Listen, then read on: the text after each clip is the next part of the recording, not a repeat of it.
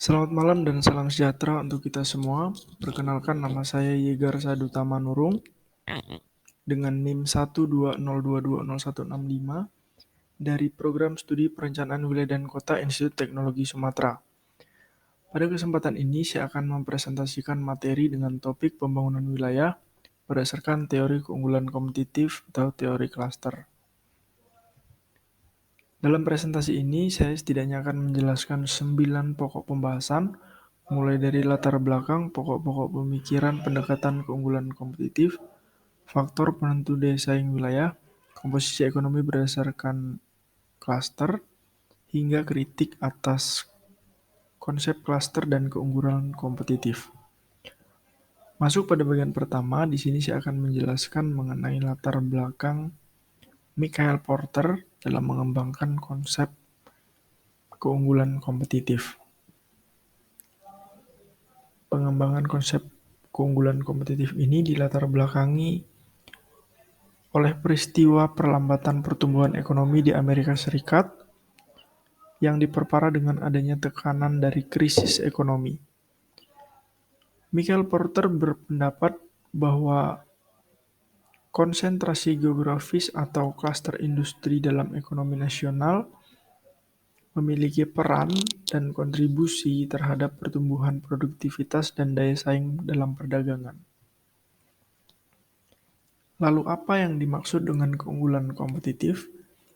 Keunggulan kompetitif tidak dapat dipisahkan dari sebuah wilayah.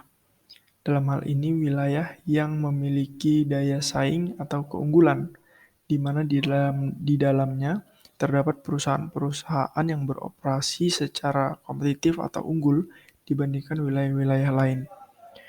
Selanjutnya, wilayah-wilayah atau perusahaan-perusahaan tersebut mampu memelihara dan memperbaiki upah dan standar hidup para pekerja. Keunggulan kompetitif juga bergantung pada produktivitas jangka panjang dan efisiensi dari sebuah lokasi. Keunggulan kompetitif tidak berarti pemberian upah yang rendah pada tenaga kerja. Lalu apa saja pokok-pokok pemikiran dalam pendekatan keunggulan kompetitif ini?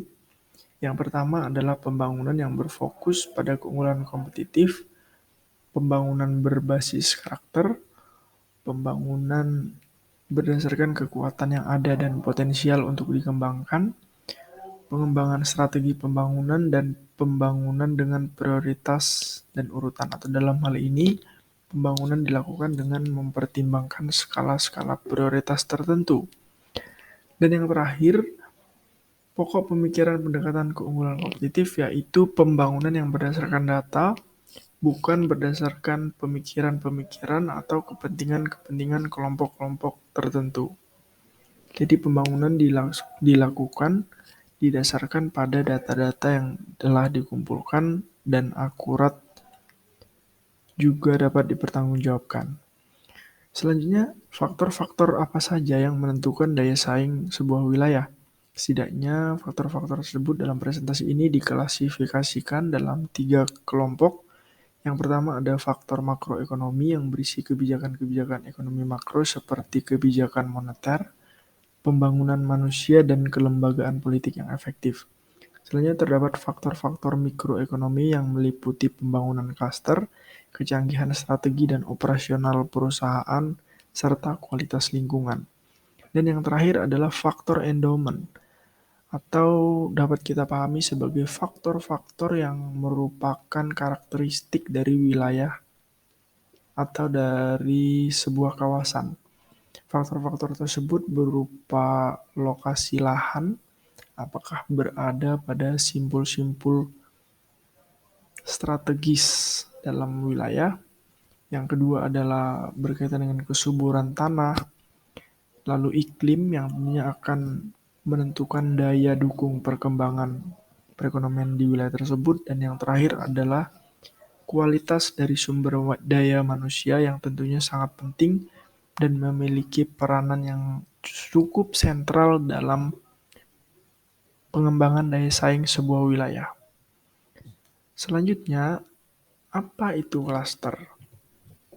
Di sini kita dapat memahami klaster sebagai sebuah kelompok perusahaan yang saling berhubungan yang juga berkumpul pada satu wilayah dan memiliki keterkaitan secara kelembagaan dalam bidang-bidang tertentu. Klaster mencakup berbagai industri yang memiliki keterkaitan dan juga didukung oleh entitas-entitas lain, termasuk dalam hal ini lembaga pemerintahan, asosiasi perdagangan, badan-badan kolektif lainnya, serta perusahaan asing yang melakukan kegiatan investasi pada wilayah tersebut. Lalu bagaimana komposisi ekonomi wilayah berdasarkan klaster? Pada tayangan ini terlihat bahwa terdapat dua jenis klaster, yaitu klaster global dan klaster lokal, di mana klaster global melayani pasar nasional dan internasional. Klaster model ini ternyata mudah terpapar kompetisi dengan wilayah atau negara lain. Sedangkan klaster lokal yang melayani pasar-pasar lokal ternyata lebih sedikit terpapar kompetisi dengan wilayah lain. Selanjutnya di sini saya akan menjelaskan manfaat-manfaat dari teori klaster sebagai alat dalam pengembangan ekonomi wilayah. Setidaknya di sini terdapat 3 manfaat. Yang pertama adalah meningkatkan keterkaitan dan limpahan untuk mendorong ekonomi yang pesat. Selanjutnya meningkatkan jumlah perusahaan terkait, atau dalam hal ini mewujudkan multiplikasi. Dan manfaat yang ketiga adalah meningkatkan efisiensi dan efektivitas dari kebijakan ekonomi tradisional atau kebijakan ekonomi industri. Selanjutnya bagaimana strategi pembangunan regional menurut Porter?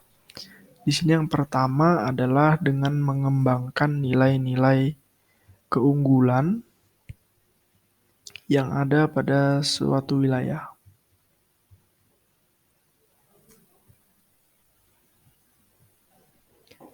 Hal tersebut dapat dilakukan dengan mengidentifikasi nilai-nilai dan keunggulan suatu wilayah. Mungkin kita bisa mengidentifikasi apa saja keunikan dan keunggulan wilayah tersebut secara lokasi.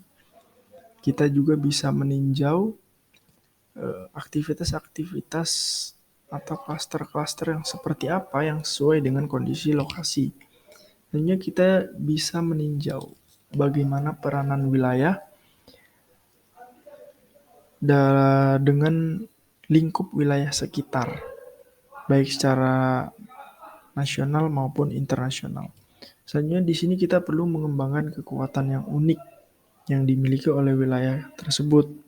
Kita perlu meninjau elemen-elemen lingkungan dan iklim bisnis yang unggul pada wilayah kita dibandingkan dengan wilayah-wilayah lain. Dan yang ketiga adalah melakukan pembangunan untuk mencapai pemeliharaan keseimbangan dengan wilayah lainnya. Di sini juga penting bagi kita untuk mengidentifikasi apa saja kelemahan-kelemahan yang ada pada wilayah yang perlu untuk segera diatasi. Dan pada akhirnya kita harus menentukan prioritas dan urutan pengembangan dalam rangka melakukan pengembangan ekonomi wilayah ini. Kita perlu menyusun urutan prioritas-prioritas pengembangan yang akan dilakukan pada wilayah ke depannya. Lalu apa saja kebijakan-kebijakan ekonomi yang dapat mendukung pengembangan klaster? Kebijakan-kebijakan tersebut mulai dari peningkatan daya tarik lingkungan dan iklim bisnis. Hal ini tentunya sangat berkaitan erat dengan investasi. Bagaimana daya tarik wilayah, potensi bisnis dan investasi itu harus terus dikembangkan agar perekonomian boleh semakin ditingkatkan melalui berbagai kegiatan bisnis dan investasi. Selanjutnya terdapat kebijakan pendidikan dan pelatihan terhadap tenaga kerja. Hal ini perlu dilakukan untuk meningkatkan kualitas sumber daya alam, sebagaimana yang telah saya jelaskan tadi pada faktor endowment. Selanjutnya ada pembangunan infrastruktur sains dan teknologi. Infrastruktur sains dan teknologi memiliki peranan yang krusial dalam menopang dan menunjang pengembangan klaster tentunya. bagaimana industri-industri boleh semakin bertumbuh dengan didukung dengan ketersediaan infrastruktur sains dan teknologi. Selanjutnya, pencapaian standar kualitas dan lingkungan juga harus terus dilakukan bersamaan dengan kebijakan perlindungan sumber daya alam. Pembangunan infrastruktur fisik juga merupakan salah satu hal mendasar dalam pengembangan klaster. Infrastruktur itu juga penting untuk disertai dengan infrastruktur pendukung yang sesuai dengan spesialisasi wilayah. Selanjutnya, penyediaan informasi pasar dan promosi ekspor juga diperlukan untuk semakin mengembangkan klaster pada wilayah. Selanjutnya, apa saja yang menjadi perbedaan dari kebijakan industri dan kebijakan klaster? Yang pertama, kebijakan industri lebih bertumpu pada persaingan internasional, sedangkan kebijakan klaster lebih bertumpu pada pandangan yang lebih luas dan dinamis. Hal yang dimaksud adalah persaingan antara perusahaan dan lokasi berdasarkan pada pertumbuhan produktivitas. Selanjutnya, kebijakan industri lebih ditentukan pada peningkatan pengembalian skala, juga cenderung memusatkan keputusan internal di tingkat nasional. Sedangkan kebijakan klaster di sini justru lebih terbuka pada kehadiran perusahaan-perusahaan asing dalam meningkatkan produktivitas dan investasi wilayah. Kebijakan klaster juga menekankan perlunya pembukaan pasar modal, pasar lokal maksud saya, yang tepat waktu dan mantap, serta memiliki pandangan bahwa inisiatif di tingkat bawah yaitu negara bagian dan lokal juga penting dalam rangka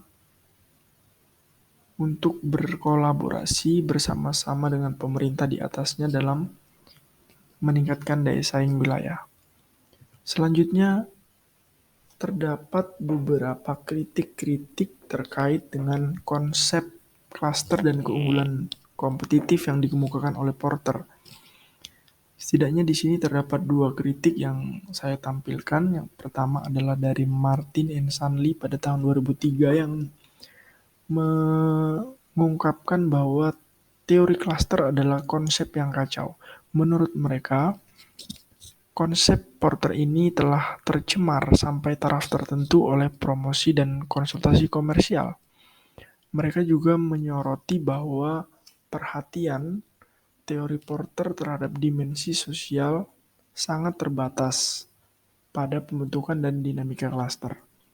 Selanjutnya, kritik yang kedua berasal dari Duranton pada tahun 2011 yang mengatakan bahwa konsep klaster Porter secara teoritis ambigu. Duranton juga mengemukakan bahwa manfaat pengelompokan terlalu terbatas.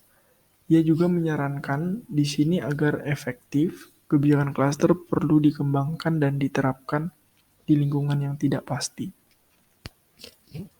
Demikianlah presentasi saya mengenai pembangunan wilayah berdasarkan pendekatan klaster atau keunggulan kompetitif. Atas perhatiannya saya ucapkan terima kasih dan selamat malam.